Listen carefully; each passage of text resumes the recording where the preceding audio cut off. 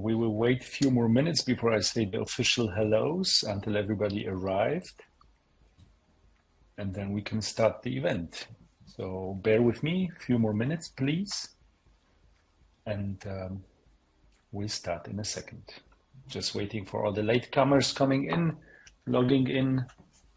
It's a dreadful weather outside, so maybe some people had some travel troubles to arrive at the online location. It's snowing and raining. The autobahns are full of ice. Just one more second and then we come back online.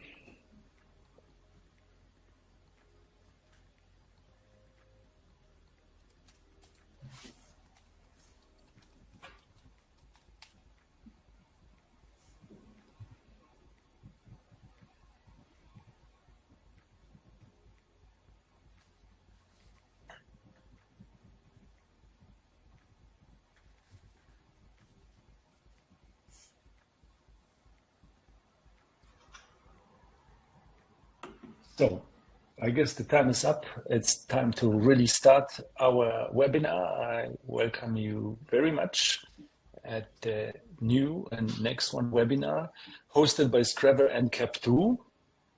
Welcome Tanja Palm. Welcome Stefan Goetz. You are the guests of today's discussion. Actually, it's not really true. You're not the guests. You're the actual speakers, keynote performers, and actually the people we are here for.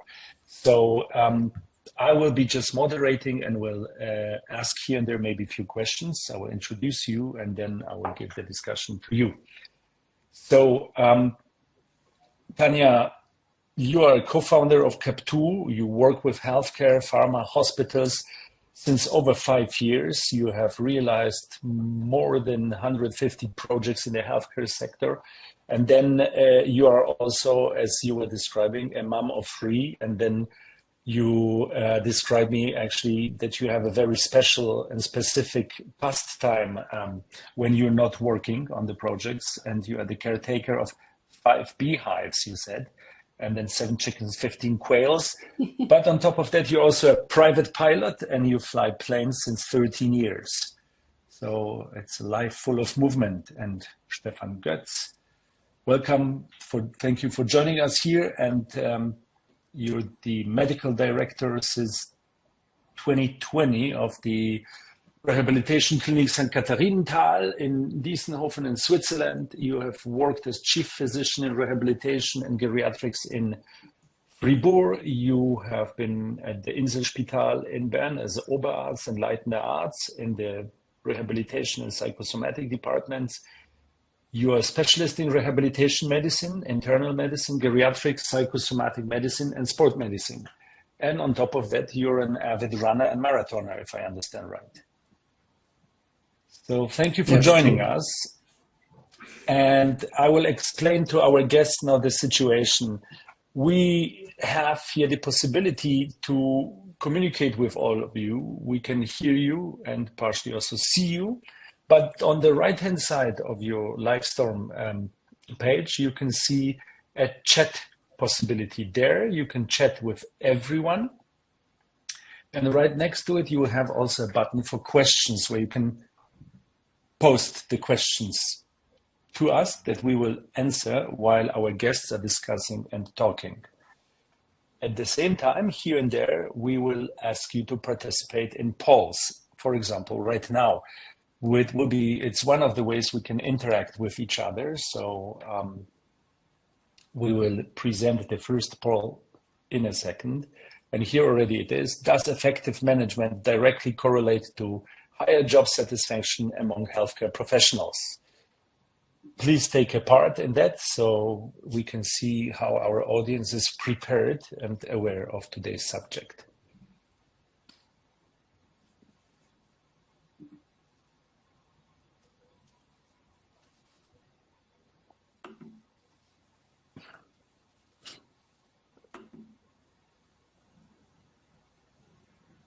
And when we can see that 100% of our guests is convinced that this is exactly the truth. Effective management has a direct and immediate correlation to job satisfaction among healthcare professionals. And that's already the beginning of our talk. Today, we will discuss several themes which are connected to job and job satisfaction in the healthcare department. We will talk about leadership and leadership change in the hospital field. We would like to discuss and analyze possible approaches to employee dynamics and challenges in modern healthcare institutions. Stefan Goetz and Tanja both are working on that field and have an extensive experience about not only in collecting the voices of the employees, but actually understanding what needs to be done to implement modern leadership principles in healthcare organization, and also to understand and implement modern ways of working for the employees in the field. We would also like to discuss the question whether it's the key not to change the hospital, but actually to change the employee's mind and make them feel comfortable there. Stefan, it's one of the things that you have been talking about in our preparation talks, and I think would be very interesting to stress it here and talk today. So if everybody is with us and if everybody can hear me well and see me well, I will give the discussion to our honored guests, to Stefan Goetz and Tanja Palm. And we'll start with the first question. Stefan, what is your vision for changes in your hospital? Well, I think I have to put that question in a larger context, because my personal vision is the following. We'll have to develop methods and awareness in health instead of treating illness and functional deficits only. The mindset of everyone will have to change towards responsibility in health. That is true for the whole society. In our hospital, we will try to have a pioneer role in developing skills and teamwork to enable everyone to go in that direction. Until now, we try to give our best in quality of care and rehabilitation. This is an ongoing process. My vision is to create a work environment where employees feel valued, supported and fulfilled, and we need an optimal culture of collaboration, possibility for personal growth, and leadership. Leadership is a very important issue, and it starts at the individual level. Everyone must become his own leader. Best results in hospital care we get with a team of well-motivated and happy employees. Therefore, we need to know how they are today, maybe with a survey or something else. I understand. So this is quite an extensive field you have just described, not only from the mindset of the employees, but also into the leadership, and the leadership which is able to listen. So I will follow up with another question. What are the challenges when you face trying to develop such skills of responsibility in health and develop the quality of a mindset in your hospital? What are the challenges? Well, patients will be more complex. Financial pressure and the lack of specialized employees will be more important challenges, major challenges. In our hospital, until today, we are still able to find enough well-qualified employees, but we don't know how long that can last. One major issue is that every individual person wants to be treated in shorter time for less cost with best quality. So that's true for all patients. Looking back, we detect this process as an ongoing process, and let us say it's a normal process in the medical world. There are some recent Swiss studies in economic research giving interesting insights in the reason for growing costs. The costs per patient are growing, not per individual, but per patient. That means that there is more laboratory analysis, X-rays, treatments are more expensive, medications are more expensive, maybe with no proven additional benefit. And as I mentioned before, we will need to change our mindset in general. in producing less cost and in creating more health at every individual level. Thank you very much. Just if you could summarize these two fields together, could you name 1 or 2 points where challenges and vision influence each other in a way that makes them extremely successful or difficult to realize? I think it's very important to realize that my vision allows to find solutions in our changing environment. I would like to enable everyone, every employee to feel fulfilled with or with her job in our micro world. It will be a great challenge because mindsets of several people are not yet adapted to the major changes. In our hospital, we can be very satisfied because we have the chance to treat and follow patients during a very successful process of rehabilitation. Most patients are very satisfied and feel happy with their journey in our rehab clinic.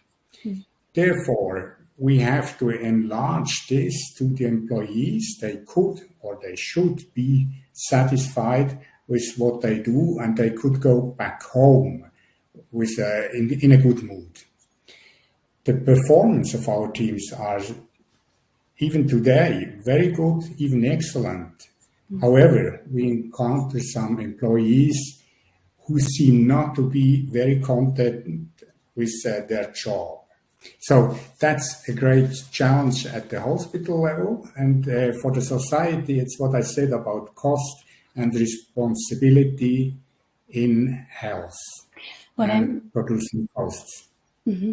Maybe if I can add, I see also maybe a challenge between the vision someone or you have at the moment and the reality. Is like you really need to have time to follow this vision and to keep still the line next to all your daily work, to your operative work. And this is, I think, also a challenge to realize this vision.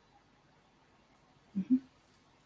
Exactly. And time is something that we usually don't have on our hands because, as we know, our world is evolving very fast. And also, as Stefan said, you mentioned that everybody wants to have results faster for less costs. And so, Tanja, you're pointing out a very important difficulty where modern physics basically fail us. Time is relative, but it's still fixed in a time that we can do changes. Now, I would like to open this discussion to the audience for a second. And is there anybody who would like to already now ask a question to Stefan and Tanja before we continue? So you have the possibility to write a question right there in the questions field or straight in the chat. I see somebody's typing. And well, the one response is all clear so far. So if this, if there's somebody else who would like to ask a question, otherwise we will continue with our discussion. So, Tanja, allow me to ask you now to help us and give us a broader perspective on the Swiss and European healthcare world challenges, the challenges in the world of European healthcare world. We need to understand the questions that we'll be discussing today in a broader context. Mm-hmm. Yeah, so I mean, in general, and when we look at Switzerland and or Europe, we are really facing a huge lack of nurses and doctors, not very much in Switzerland, only in Europe, as I said. This shortage of healthcare workers is a really growing problem across the globe. And actually, we are all aware of that. And we have a high percentage of nurses and physicians, and that's now important, leaving not only their job, but even leave the healthcare sector. That's a pity. That's alarming. I mean, they selected to do this job at some point. They were passionate about it. And somewhere they lost this passion or something happened. But how do we approach this increasing dissatisfaction, and why? And how does this happen? And I think there are several root causes, hopefully we can discuss today, and understanding why they might leave is very necessary for improving the retention. And from my discussions with different healthcare providers, I joined so many events the past years, and also this year's, and I experienced actually even a change in how they approach and answer the shortage of stuff, like nurses, doctors, healthcare workers. And so previous years, it was always like, it's a salary. So if we increase the salary, that's it. But it isn't. Then it's about giving maybe goodies or benefits, bonuses, maybe, but that's also not the complete answer. It's more about understanding their pain points and give right support. And this is also some mind changing in the management and leadership Liga at the moment in clinics, that we really need to support our employees. We need to enable, and here we start to really deep dive and think about, and also towards the audience. I mean, it's open for discussion, but this is a change that I experienced in the past years, that we really thought, okay, if the salary will make it, or benefits and bonuses. And very important, actually, you also said it already, listen. As Stefan said it, listen is important. But also asking the right questions and understanding what the need is. So I give you one example, or I can also give you maybe a second to ask questions. I don't see if someone added a question to the chat. If not, I just continue now with an example. No. Mm-hmm. Please continue, and then so far we have no questions from the audience, okay, but there will be a moment in a second where everybody can ask again. Yeah, and you also can turn on your microphone. Feel free to just jump in with your question. Very happy to answer.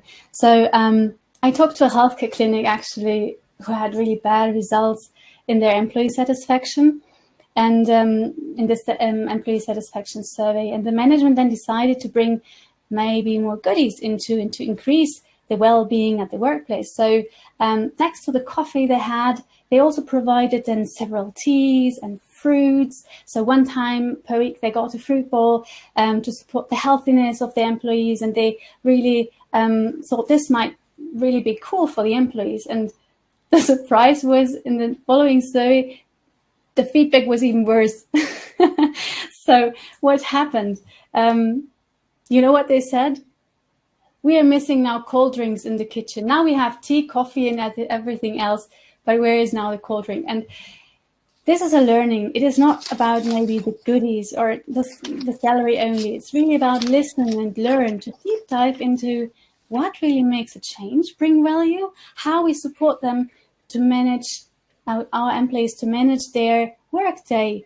That was, I'm smiling now about it, but that was really painful for the management, because they also thought about, now we're making a change. Now we do something maybe cool, just a little thing, and this will be maybe then valued by the employees, but it wasn't that way. So it's sometimes more complex, and this is the challenge, to understand how and where we can, turn on the different knobs that then the employees are happier than before. So I will jump in immediately here, if you allow me, Tanja, and sure. We'll ask Stefan the next question. As we were talking now and concentrating, listening to the employee voices, I would like to ask you again about the leadership, something that you excel in, and something which is one of your fields of expertise. Modern leadership is a key for a healthy and contemporary work environment. But how did you find your way of leadership? Could you describe it in few words to us? And then please share also what are the ways of communicating your leadership style to your employees. First of all, I would like to make a commentary on what Tanja said. It's very important. The management will not bring solutions. We have to learn from the employees and then try to find what we have to do. So good ideas are welcome, and with that we have to work. But if I go back to my own leadership process, I detect clearly that it started in sports and it started in handball and football as a boy. I was always motivated to had a strong intrinsic motivation to play, and so I motivated others to play with us, and so we were team building. We were really creating good interactions with everyone. Later on, I was part of the Boy Scouts and even a leader in Boy Scouts. And finally, at the age of 14, I decided to be in about, I don't know what it was, but the goal was clear. Become a member of the Fenian team of the top Bernese team and to play at the National League. Cool. And at 18, I realized that goal and was in the first team, and first clearly as a team member, as a team player, and then as the captain too. So team player is something that you must be in rehab. You can't do it in another way than work all together. That's very important. So who can be a team player can be a good rehabilitator. Then important skills on my way were self-awareness, so critical looking, what are my strengths, what could I improve, and setting goals was very important. I had to develop my skills and improve them. So you're never finished as a leader. You have to go on. It was a continuous learning process, and I think it will be a never-ending process. So up to 100 years, like Henry Kissinger, you can learn. Further steps I made in the military service, medical career, and in marathon running. Nobody will be surprised that I went on playing handball until 2 years ago. And the most important skill during all this career for me was leading by example. That's important. Built, in my experience, trust and credibility. That's true on the handball field and in clinics too. In the medical world, communication skills are maybe the most important skills. And during the pandemic, we had really limited possibilities to communicate. We had to learn how to use platforms like Zoom and Teams. Nevertheless, personal communication is more effective. That's my way. And I really like, sorry, that you pointed out, this leading by example, right? And this is, I think, super important to really build trust, to build your relationship also with your employees, and that you're also seen as what you say, you even do this. And that's something super important. And a team player, I like this idea. Good yes, handball. and maybe also that what I find also is very important is that you're not only a specialist then for short, quick sprints like in handball and also in the modern soccer we know, but as a marathon runner, you do have, as what the Germans call the long breath, the long perspective, knowing that the actual race is being decided after kilometer 30. And not in the beginning of the race. So I find it actually indeed quite a good thought for a leader who knows how to plan the long race and how to know that there is energy still needed at the very end and in the middle of the race after all the carbos are burned. At this moment, I would like to ask our audience once again to join us and maybe tell us a little bit more about their experience. In order to join us, please click the button, join the stage. Those of you who haven't done that yet, please do it now.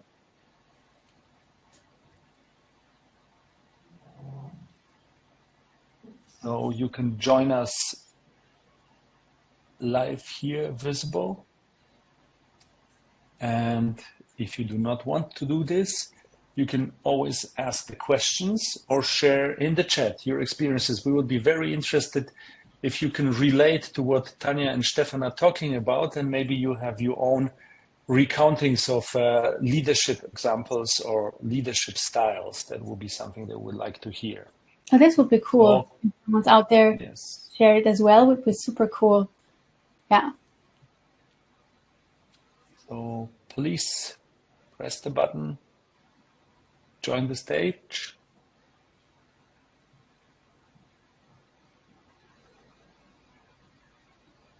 And then, or write your questions in the question chat or in the group chat, and we will read them and talk about it. It seems that people are still a little bit shy about sharing the experience, but the good thing is that Tanja and Stefan, you both have more than a ton of experience that you brought with you to our talk today.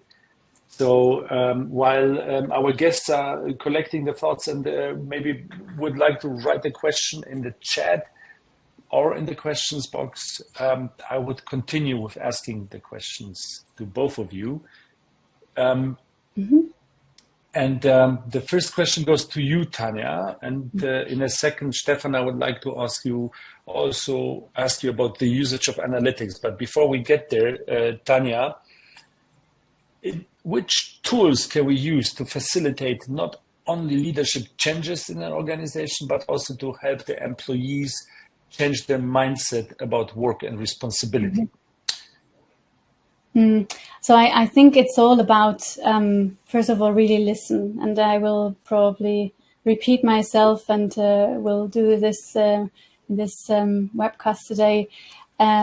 Listening is just key. And driving surveys can change something, not only understand what's happening out there, but maybe Stefan can also maybe later give in some insight, like how we change with the right questions and triggering with the right questions that someone is really thinking about their daily work. What can you maybe improve? So listen, learn with surveys, ask the right questions, and also important that we are asking questions that are exactly understood.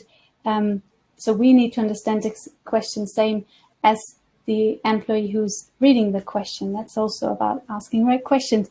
And also just ask maybe questions for which you really want to have an answer, especially where you can change something. Don't ask a question where you can't change something. This you will lose over time your audience as well. Then we have, of course, technical tools that we can provide. I mean, we are living in a digital world, and we should provide here some more support that also the workload might be easier. Digital services, maybe even the right to decide the shift schedule of your employee. So that I learned it actually also from other hospitals, that it might be challenging for some hospitals, for some companies, but at the end, this was a very great outcome for the hospitals who implemented this, that the employees can really talk and decide in a forecast the next 3 months where they want to work, what shift they want to work. That this even changes something in their mindset, meaning like, cool, I can say something. I have a voice. I got hurt somewhere. Next to that is, of course, team training and better teamwork. That actually just what you said, Stefan. If you're a good team player, you're also good in the rehabilitation work. So I think it's not only there, but sometimes you get together with people who you think they're okay in your team, and maybe you need to maybe more connect with them. And the clinic that I'm specifically talking now about, they had the same issue.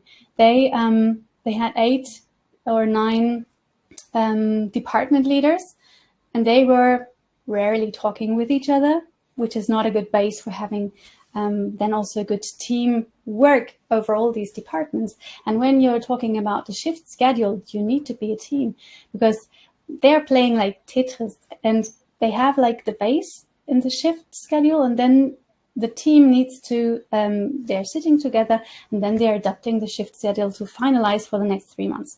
And this they're doing in a team. So you need to be a team, not only in your daily work, when you're in your hospital and working on your department. And it's really to really build the team before that they are really working greatly together. And this also then changes the mindset. If the team works great, you like your work much more. And these 9 department heads I just were talking about, they had team building workshops, and with that they really improved their teamwork, and now they are really great together.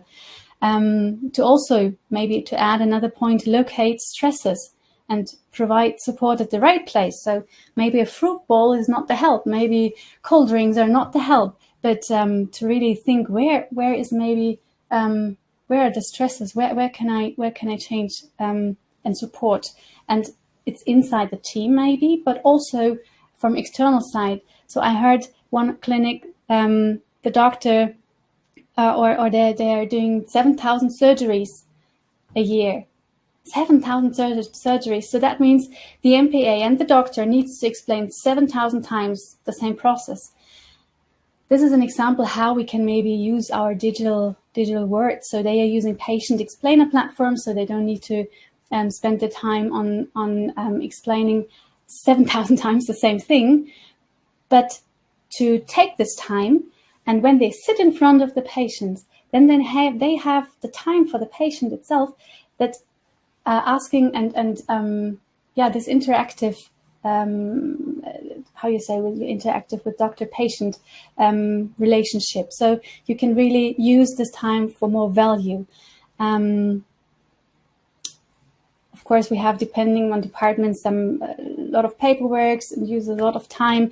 Also here, we need to see what are the stresses and where can we help and how can we help.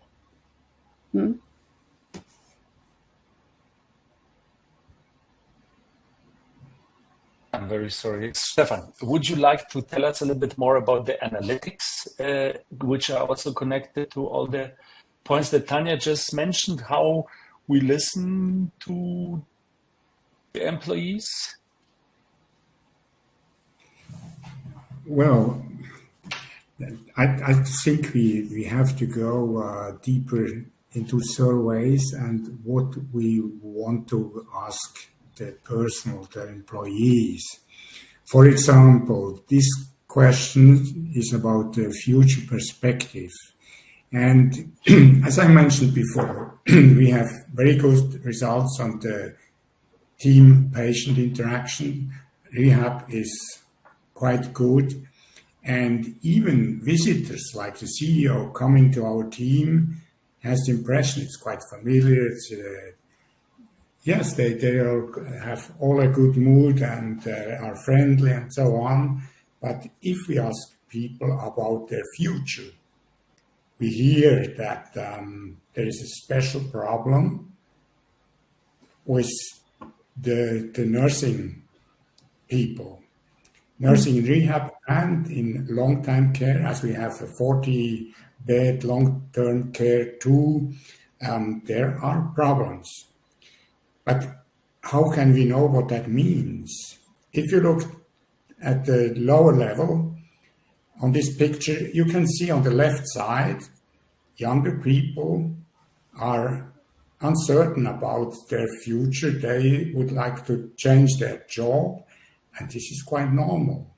If you go to the 56 plus people, they would like to stay. So older people, maybe they are since many years employees at the same hospital, and they would like to stay.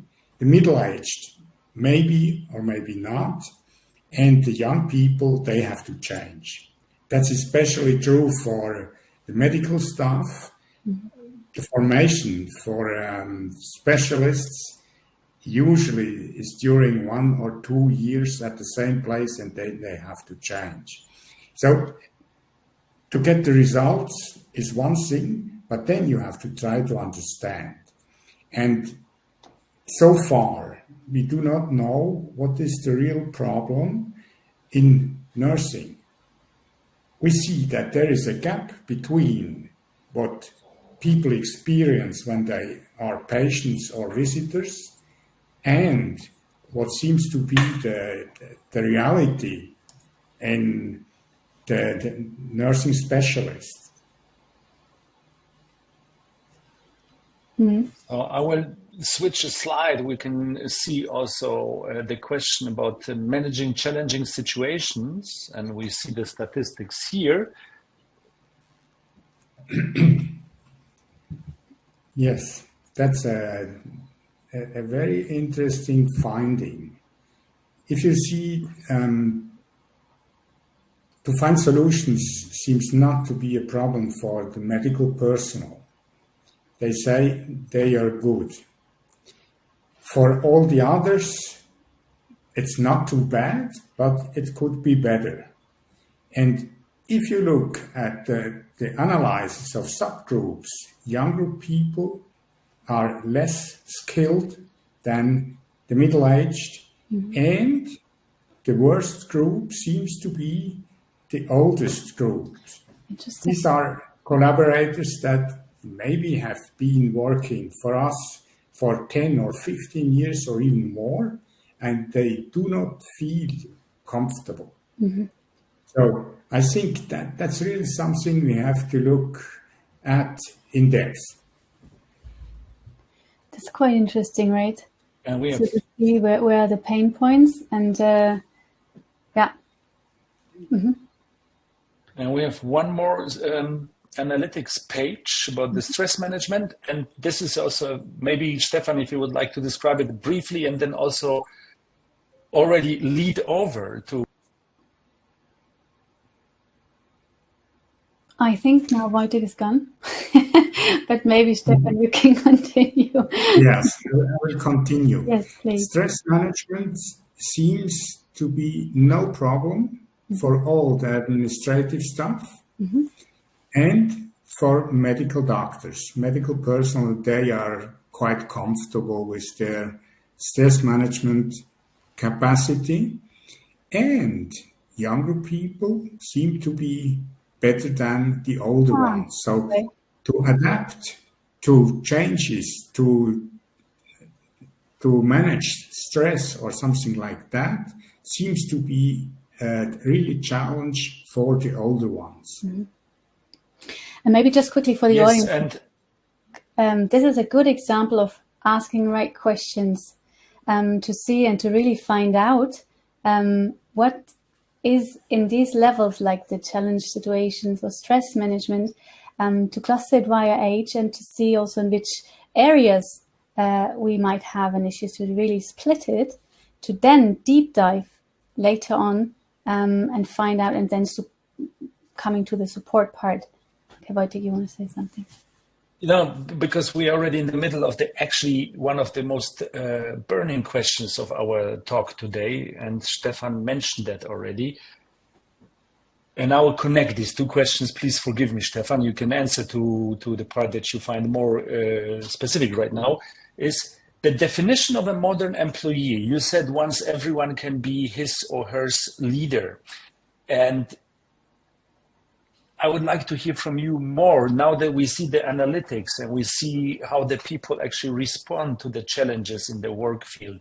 How would you describe the challenges and the art of being a modern employee? And the second question is, changing the mindset of employees is an absolutely challenging task. You mentioned that already until now today a few times. And I would like to give us a few examples of your leadership by example. How do you try to evolve with your employees together? Well, there is something I have to say first, because if you look at the problem, you never will feel well. If you look at solutions, then you can go on. So that might be the real interesting question for everyone to analyze how he's looking at situations. If you see the problem, let's say this morning, 5:30, there was the first email of a doctor who would not come today because of fever and so on. So if I say, well, these doctors, they don't like to work or something like that, I can't go on. But if I try to find a solution, then I will feel quite okay. And that's the same for the nursing team. Nursing teams, that's what they encounter every day. Somebody is missing who had been planned, and they have to find solutions. But if they go on talking about, oh, we are not enough to do our job, they never will feel satisfied or fulfilled when they go back home. But if they say, yes, we are a team, we can find a solution, they will go home in a good mood. So that's something that might be changed. If you are a victim, you always delegate the problem to others. And if you are an individual leader, you will say, let's attack the problem. Yeah, and this is actually how you change this mindset, right? So then you're becoming from this step back person to step forward. What can I do? Let's do it. Yeah, super cool. And I believe also one thing that evolves from your answer, Stefan, and what you relate to Tanja, is that it's about taking responsibility in what one does. And there is also this American formulation that might sound strange, but it's about taking pride in doing something, which means that you know what you do and you embrace it with both hands, mm-hmm. and you are responsible for what you do. Because at the end, if it's your idea that you're and then working on, it even makes you more proud of what you do. Mm-hmm. I would like to add a point that we are not sure about mindsets, actually. We only hear voices about we don't have enough job, enough personnel, we are lost, nobody is helping us. These voices are very loud. And maybe positive employees, they are not heard. But maybe it's important to go to the teams and to try to understand what are really the burning points. It's not sure that they are not skilled enough. We had other questions about their skills, about their managing stresses in detail, and they were not so bad. So maybe there is another burning point we miss with our survey. So we have to go and learn from the team. Mm-hmm.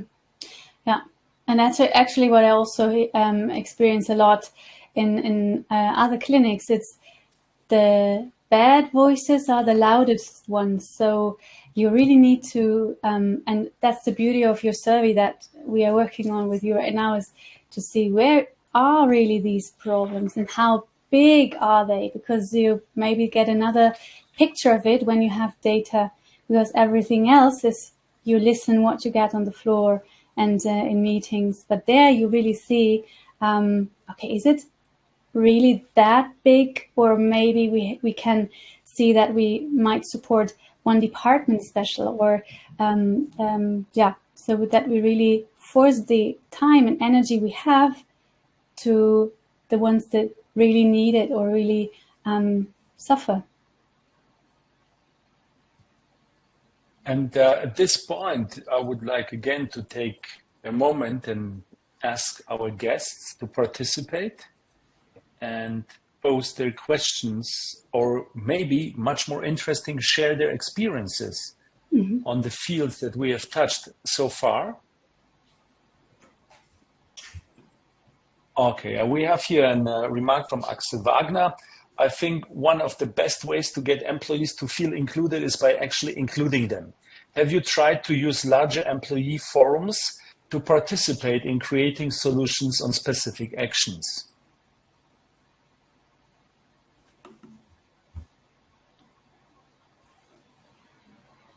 Still continuing typing. No, but maybe we can start answering the first half, because it's a very complex question. So while there is the second half coming in, with Stefan, Tanja, would you like to answer? So the question again is, have you tried to use larger employee forums to participate in creating solutions on specific actions? For example, actions from feedback surveys. We are trying now to implement an idea box for everyday life in the teams, but larger forums, in my experience, are not the good forums, but because people don't talk. If you have 20 and more people, they don't talk. So you have really to go down to small groups and to ask them for ideas in the small micro world of maybe a team. Mm-hmm. And maybe what we have actually done in the past also is for larger companies, not only in the healthcare sector, but like a feedback box that you just mentioned, using it for a team and even international working teams. And that's great because you get daily feedback and you get the overall picture after a time. And then this is then really getting interesting and exciting too. If you have then this data to really work with it and make a change. And I'd like to point out again what I said before. Maybe the important issue is to listen to people. People, maybe they want only to be heard, and then they can go on. Mm-hmm. Yeah, that's also something that maybe when you have the feeling someone is listening to you. That's what I also said. When you do surveys, don't do it when you don't do something with the feedback afterwards, because that feels like you're pretending you want to listen. Then I just sent you my message, and then you're not doing something with it. Then I really lose the interest in answering here. But if you really follow it, then this is an exciting. We have one more question coming in, actually two more as far as I can see. So the next question is, to what extent have you observed changes in your employees following the introduction of employee surveys? What impact does it have on the communication within your organization, Stefan? Well, the first impact was on the management team because they had to ask questions to themselves. But as this was the first survey we did during the time I was the chief of this rehab clinic, I can't give really an answer what will change. So maybe in about 6 months we know more. Yes, because as Tanja pointed out in the very beginning of our meeting, time is a factor that cannot be changed. And as long as we don't have time machines to travel, we need also to wait and see how things develop while we work on them. Maybe but also that leads to another answer. Maybe if you change something, if you communicate in a better way, and if you would like to go in depth, then you can do follow-up surveys. That does not mean you have to do the whole big questionnaire, but maybe a pulse survey can help to give answer to the question we heard. Mm-hmm. Yeah. I would like to come back to the survey you've been mentioning in the company, Tanja and Stefan, and there's one very interesting dynamic. You've been saying that the loud voices of unhappiness are usually stronger than the people who are content and actually happy with working in the company. And then we also talked about it, that actually the loud voices do create quite a bad atmosphere on the work field, which you as leaders need to counter and actively work with. But there was an interesting phenomenon. The very loud people who are complaining loudly are usually also the ones who stay in the company. Whereas the happy people who are very happy with the work see their chances coming up and often also fluctuate, not because they are not happy with the place, but they are happy with themselves. So maybe you could talk a little bit about the dynamics of let's call them for the talk today, uncontent or unhappy employees who stay in the place and are very loud. Yes, that's an important question. We don't have the answer. Why do they stay if they don't feel well? I was looking back to the survey that had been done in 2018, and I found that even then there were people that were not fulfilled with their job. And as we know that people who stay for 10 or 15 years with us, they are less content than the younger ones. It's easy to say. People stay even if they are not fulfilled. Mm-hmm. And all the younger people, young in short-term engagement, let's say 1 to 5 years in our company, they are much more fulfilled and content with their job. So people that are used to challenges, who change their jobs, they know maybe more about the real world and can see what is really going on in our rehab clinic. And the other ones, they lose the contact to the reality. So they don't know how fast everything is going in other hospitals and what are the challenges over there. They had experienced maybe calm periods in rehab, and now as we have shortened the length of stay and so on.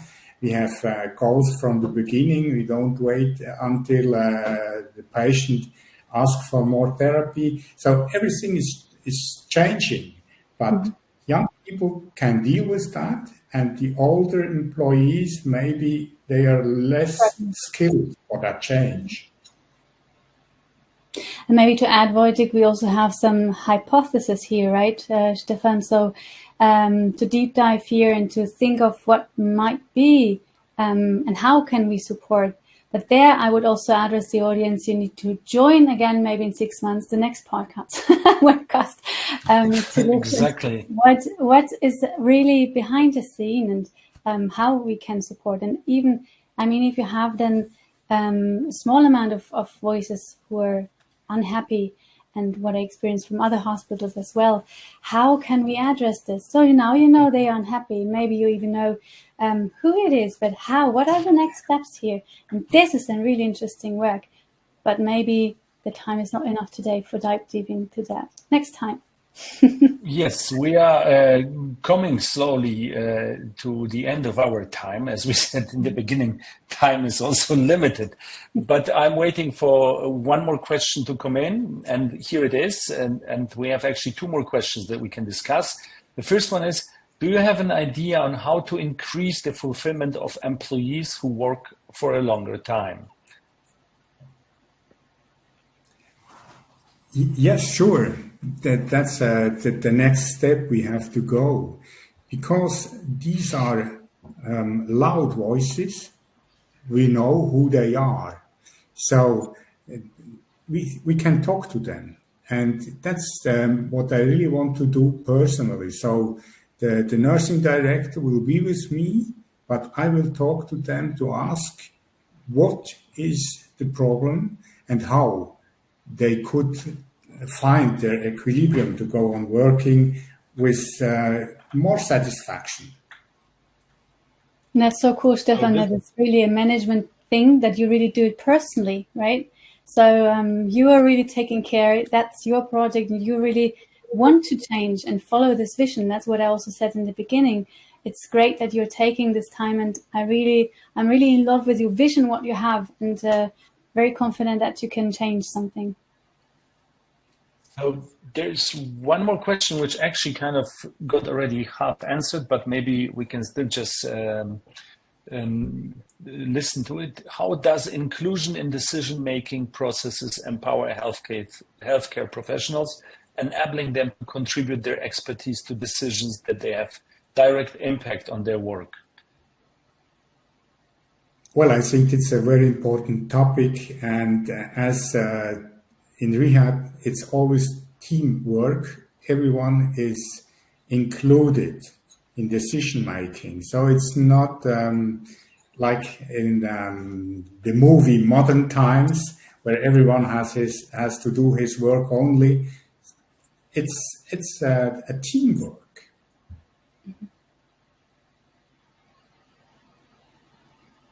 So one person comments here that it's very clear that you really care about your employees. And I find that while listening to you and Tanja, this emerges as one of the key leading by example as I want to call it techniques, but it's actually wrong. It's actually attributes of being a leader is really caring about the people you are hired to lead and listening to what they have to say, and actually understanding that these people are the core of the organization and they matter a lot to the organization they work with, and that they are the reason why the whole organization is there for. So at this moment, we are very shortly before our time is up. Before I will ask you both to summarize briefly what we have talked about, I would like to ask our audience for the very last time to join us. Click on the Join the Stage button. Please do write your questions like some of you already have done. Formulate anything that you would like to know from Stefan Goetz and Tanja Palm at this moment.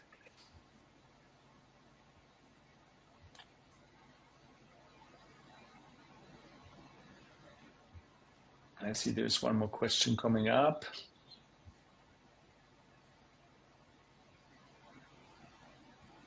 So while we are waiting for the questions to come up, we can slowly start recapitulating. So we understand that modern leadership is about understanding your employees and leading by example, Stefan. This was one of the most important points you have stressed, and also by talking to them, which I find a very important point in modern leadership approach, listening and talking. And you, Tanja, have enhanced that by pointing out that then we not only have the tools to do so, for example, survey tools, but we also, through the analytics, learn to actually ask questions about things that can be changed and not just questions to pose questions.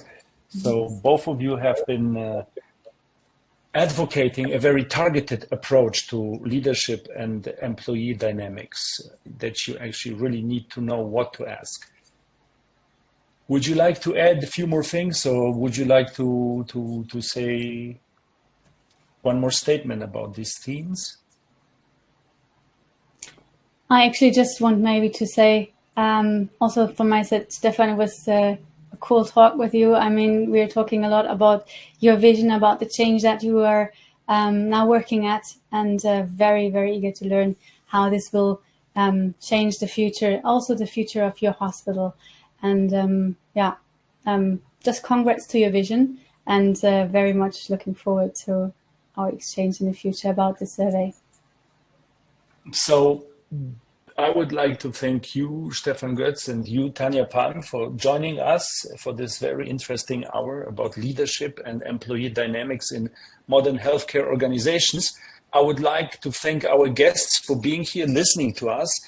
And we will be coming back with a new webinar in short time. But before we do that, I would very kindly ask you to take a look at the slide now and scan it with your phones and be so kind to give us some feedback on the webinar, on the content, and about the way the webinars are running. And from my side, Stefan Goetz, thank you very much for joining us. Tanja Palm, thank you very much. And I thank everybody else. This is it. Thank you.